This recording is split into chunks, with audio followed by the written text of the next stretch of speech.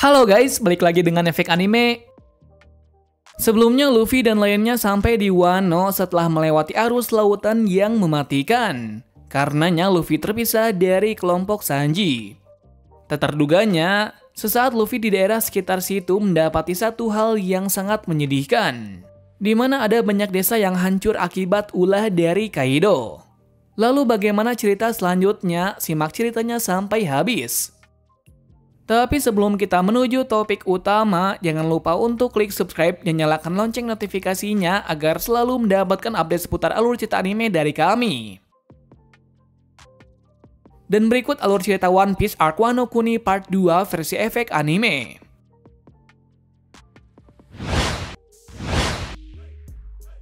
Cerita berlanjut dari Luffy, Zoro, dan Kiku yang bergegas pergi ke kota bunga. Tujuannya sudah pasti untuk menyelamatkan Tama yang telah diculik.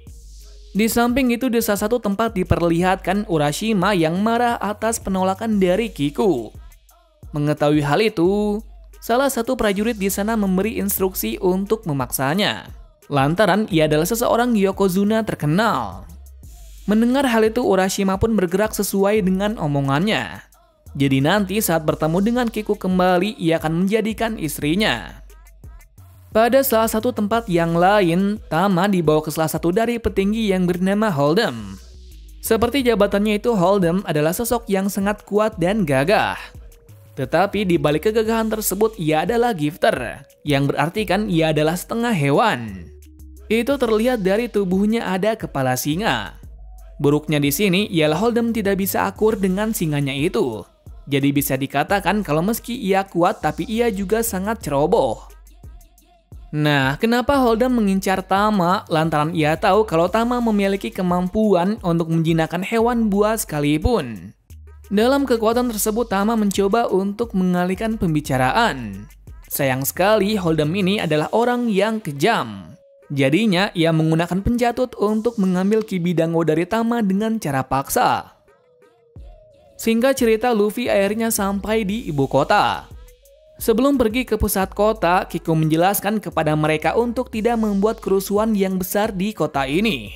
Apalagi semua orang di kota ini juga tidak akan membantunya. Lantaran kota ini telah dikuasai oleh Orochi. Berarti kan kalau dari sini Luffy dan Zoro harus berhati-hati agar tidak diketahui identitasnya. Setelah penyusuran yang dilakukan, Luffy dan lainnya berhenti di salah satu tempat yang ramai penduduk. Ternyatanya pada waktu itu ada turnamen sumo yang paling besar di kota ini. Tak lain acara ini adalah milik Urashima sang Yokozuna. Seperti yang dikira, kenapa Urashima dijuluki seperti itu ialah kekuatan sebagai sumo tidak tertandingi. Bahkan hanya sekali serang saja bisa melemparkan banyak pesumo sekaligus. Kemudian di tengah pertandingan itu, Urashima yang menyadari kalau Kiku ada di sini langsung minta bawahannya untuk membawanya ke sini. Alasannya sudah pasti untuk menjadikan istrinya. Tentu saja Kiku yang tak mau dijadikan seperti itu langsung menolaknya dengan lantang. Bahkan di sini Kiku terlihat bukanlah seorang biasa, malah seperti samurai yang kuat. Itu terbukti darinya yang memotong rambut dari Urashima.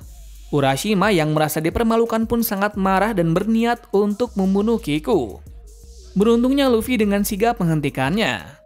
Tak hanya itu, di sini Luffy memberi syarat kepadanya jika dia bisa mengalahkannya maka ia akan memberikan Kiku padanya. Adanya hal itu terjadilah pertarungan sumo antara Luffy dan Urashima. Pada awalnya Luffy yang tak mengerti apapun hampir tersudut dan keluar pertandingan. Namun pertarungan ini juga akan berakhir dengan sekejap dikarenakan dengan tangan besar tersebut Luffy berhasil menghempaskan Urashima sampai ke tengah kota, tempat di mana Holdem menyandra Kiku. Tama yang melihat kesempatan tersebut pun mencoba untuk melarikan diri dari kepanikan ini. Lagi-lagi meski ia sudah mencoba kabur, singa itu memegangi kakinya. Seusai tersadar, Holdem langsung membawa Tama ke tempat di mana orang yang membuat keributan tadi. Melihat Tama yang dibegitukan oleh Holdem, Luffy dengan cepat mengambil Tama dari singa itu.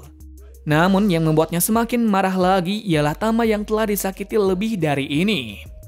Lalu dengan jurus Red Hawk-nya, ia dengan cepat memukul Holdem sampai pingsan. Dengan demikian, ia bisa membuat Tama menjadi tenang. Sementara dalam sudut dari Zoro dan Kiku dengan cepat pergi ke arah dari kapal yang penuh makanan untuk dibawa ke desa Okobore. Seperti yang dikira, untuk keluar dari kota ini sangat sulit, mengingat akan ada banyak anggota Kaido yang menjaga tempat ini. Nah, di salah satu momen itu tak terduganya, mereka berdua malah bertemu dengan petinggi lainnya yang bernama Speed. Yang mana Speed ini juga gifter yang cukup unik, yaitu manusia setengah kuda. Untungnya hal ini teratasi dari Tama yang bisa menjinakkan Speed untuk berpihak kepadanya. Berarti kan kalau buah iblisnya itu juga bisa digunakan untuk menjinakkan para gifter. Adanya Speed di sini, Luffy dan Tama pun bisa bergabung dengan Zoro kembali. Sisi lainnya Law yang tahu kalau Luffy akan membuat keributan pergi ke ibu kota untuk menghentikannya sambil merencanakan sesuatu. Nah, rencananya itu adalah membunuh Hawkins sang pesulap. Kenapa ia melakukan itu? Jika ia bisa mengalahkannya sekarang, maka orang kuat dari Kaido akan berkurang. Benar saja, saat di sana ia langsung bertemu dengan Hawkins di salah satu tempat. Akan tetapi saat bertarung dengan Hawkins, Law sangat terkejut akan kekuatan dari Hawkins yang sangat aneh. Ditambah lagi Hawkins mempunyai senjata dari batu laut yang berupa paku. Nah, kenapa batu laut bisa dibuat seperti itu? Mengingat dari sinilah pengrajin batu laut berasal. Maka dari itu, di dunia luar tidak ditemukan benda seperti itu. Akan hal itu, Law yang kekurangan informasi pun langsung pergi untuk merencanakan sesuatu untuk mengatasi hal tersebut. Cerita bersingkat dari Zoro dan lainnya yang telah tiba di desa Okobore. Berbeda dari Luffy yang masih mencari sesuatu di kota. Tak lain yang Luffy cari adalah air dengan kondisi yang bagus. Nah, dengan semua makan dan air bersih itu, para penduduk sangat senang. Mengingat baru saat ini mereka memakan makanan yang segar seperti ini. Mereka bisa kekurangan makanan seperti ini adalah karena upah untuk bertani sangatlah kecil. Jadi mau tidak mau mereka hanya bisa bertahan hidup dari sana. Tapi setelah Luffy membawa makanan sebanyak ini sudah membuat penderitaan itu hilang. Di kala kesenangan itu, Luffy berjanji kepada Tama kalau suatu saat nanti setelah keluar dari pulau ini, ia akan membuat dirinya memakan makanan enak seperti ini setiap hari. Akan perkataan itu Tama sangat senang sampai menangis. Lantaran kata-kata itu juga pernah diucapkan oleh Ace. Selepas kesenangan tadi, Law meminta Luffy dan Zoro untuk pindah dari sini, mengingat akan bahaya jika ada di tempat ini. Untuk hal itu, Luffy meminta Speed untuk melindungi Tama apapun yang terjadi. Dengan begitu pula Luffy, Law beserta dengan Kiku pergi ke salah satu pegunungan yang dikenal dengan Kastil Oden. Nah, kenapa Kiku ikut ke sana? Yang pasti Kiku bukanlah orang biasa. Di tengah perjalanan itu, Law menjelaskan sedikit kenapa mereka bisa datang ke tempat itu. Tetapi sebelum menjelaskan hal itu, tiba-tiba ada aura kuat yang sedang mengincar mereka. Zoro yang tahu hal itu meminta semua untuk tetap pergi, sementara dirinya yang akan mengurusi hal ini. Yang ternyata aura tersebut bukanlah manusia, melainkan macan yang sangat buas. Bersingkat dari Law, Luffy dan Kiku yang telah sampai di reruntuhan kuil tersebut. Yang mengejutkan kali ini bukanlah itu, melainkan ada 9 makam yang bertuliskan nama Kinemon dan lainnya. Di mana makam itu disebut dengan Akaya 9 atau 9 sarung pedang. Melihat dengan matanya itu membuat Luffy sangat terkejut, karena Kinemon, Momo, dan Kanjuro telah mati. Nyatanya itu bukanlah kebenaran aslinya. Itu terbukti dari Kinemon yang masih hidup. Tadi sangkanya Kiku mengenal Kinemon. Entah apa maksudnya itu, yang pasti hal ini berhubungan dengan Kinemon. Tak lama setelah itu Sanji beserta kelompok bajak laut hati juga sampai di sini. Dengan demikian Kinemon bisa menjelaskan tentang apa yang sebenarnya terjadi di sini. Ternyatanya Kinemon, Raizo, Momonosuke, Kanjuro, dan Kiku berasal dari 20 tahun yang lalu. Mereka bisa ke masa depan adalah karena kekuatan buah iblis dari Kozuki Toki yang bisa membawa seseorang ke masa depan. Sebab itu ia bisa berada pada masa ini. Lanjut dari penjelasan kedua, yakni tentang sekilas cerita dari Kozuki Oden. Oden terlahir dari daimyo yang bernama Kozuki Sukiyaki. Dalam masa hidupnya itu, Oden bisa disebut dengan anak berandalan. Bahkan dengan sikapnya itu, ia bisa diusir dari ibu kota oleh ayahnya. Meski diusir dari kota tersebut tak membuat Oden kecewa. Malah ia merasa sangat senang, mengingat Wano adalah negeri yang sempit baginya. Kemudian Oden pergi ke pegunungan di wilayah Kuri untuk memberantas para penjahat yang diketuai oleh Asura Doji. Benar saja, meski Asura sangatlah kuat, kekuatan dari Oden lebih dari itu. Singkat cerita, setelah pertarungan itu berakhir, Oden membuat sebuah kota di sekitar pegunungan itu, yang akhirnya juga menjadi daimyo dari kota tersebut. Lalu suatu ketika setelah kematian dari Oden, pulau ini menjadi menyedihkan seperti ini. Sebab itu pada 20 tahun yang berjalan ini, Kinemon ingin menuntaskan misinya untuk memenggal kepala Kaido dan Orochi. Dengan demikian pula maka mereka bisa membuka negeri ini seperti impian dari Oden. Mendengar semua itu, Luffy dan lainnya sangat terkejut sampai tidak bisa berkata apa-apa. Tapi dengan penjelasan tersebut mereka pun sangat terharu. Bagaimana tidak, Momo dan lainnya memiliki masalah yang sangat serius. Seusai penjelasan tersebut, Kinemon menjelaskan apa yang akan dilakukan setelah ini, yakni mencari informasi tentang markas dari Kaido yaitu Onigashima dan masih banyak lainnya yang harus dilakukan. Pertama yang dilakukan adalah menyebar selebaran yang menyimbolkan tempat di mana penyergapan dimulai, tepatnya pada malam festival besar nanti. Lantas kenapa Kinemon menyebarkan selembaran ini? Dikarenakan saat sampai di 20 tahun ini, ia masih mendapati seseorang yang masih mengabdi kepada Kozuki Oden. Hal ini terbukti dari banyaknya orang yang memiliki simbol bulan sabit di kakinya. Berarti kan, kalau api balas dendam dari 20 tahun lalu masih ada sampai saat ini. Penjelasan ketiga adalah misi dari masing-masing kelompok topi jerami, di mana Brook akan menjadi mata-mata, Nami menjadi kunoichi, Sanji sebagai pedagang soba, Carrot akan pergi bersama Kiku, sementara sisanya akan bersama dengan Kinemon.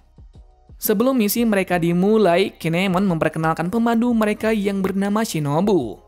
Shinobu adalah kunoichi sekaligus ninja yang sangat handal.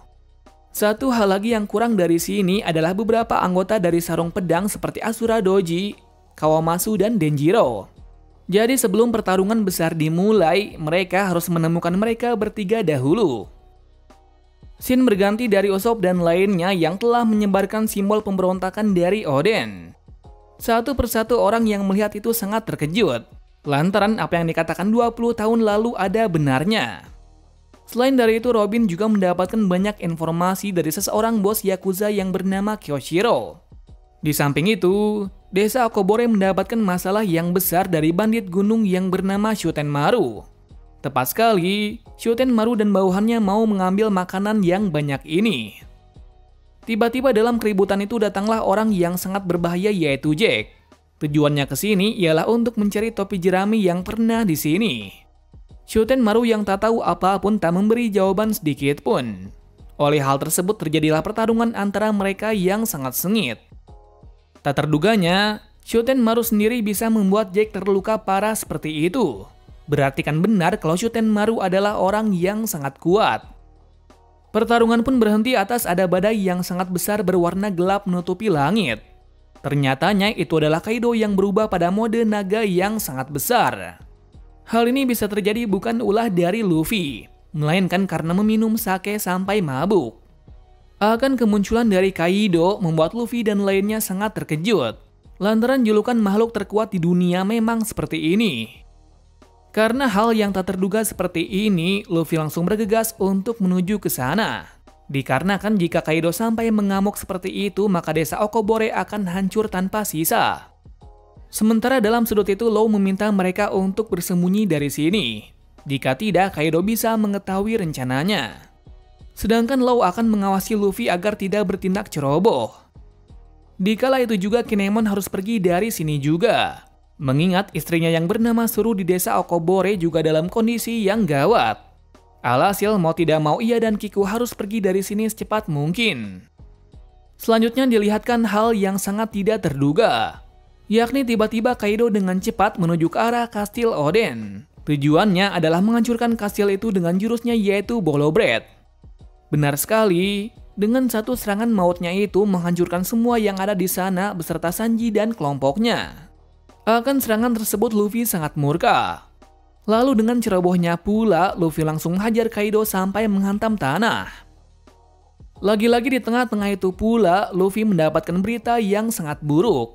yakni Speed dan Tama juga terkena serangan maut dari Kaido.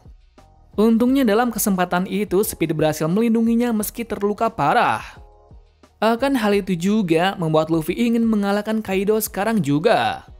Seperti yang diketahui, serangan yang dilancarkan tak cukup menggores sedikit pun tubuh dari naga Kaido.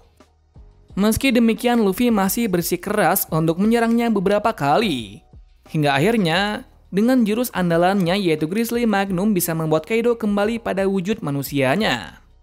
Pastinya semua yang melihat itu sangat terkejut bukan main.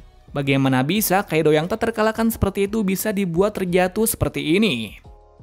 Nyatanya meski telah dipukul seperti itu, Kaido belum tumbang. Malah ia sadar dari mabuknya itu.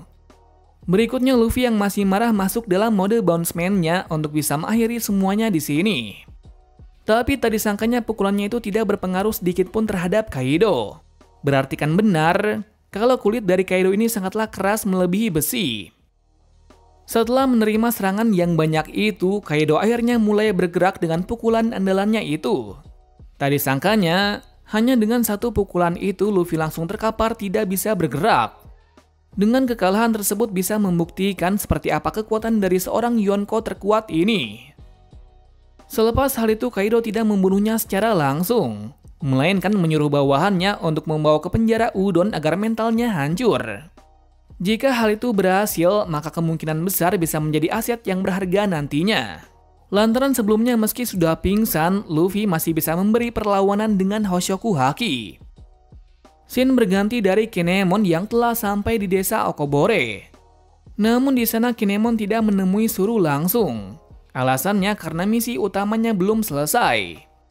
Sedangkan dalam sisi lainnya, Sanji dan kelompoknya selamat dari kejadian besar sebelumnya. Mereka bisa selamat dari kematian berkat kekuatan dari Shinobu yang bisa membusukkan apa saja yang ia sentuh. Tak lain, ia telah memakan buah iblis Juke no Mi. Maka dari itu ia bisa menggunakan kekuatan seperti itu. Kabar buruknya setelah kejadian kemarin, Luffy juga mendapatkan poster buronan seperti Zoro. Mungkin hanya itu dulu dari part kedua kali ini. Cerita selanjutnya Luffy menjadi tahanan yang berbahaya dalam penjara Udon. Bersama dengan salah satu orang yang tak terduga yaitu Ustaz Captain Kid.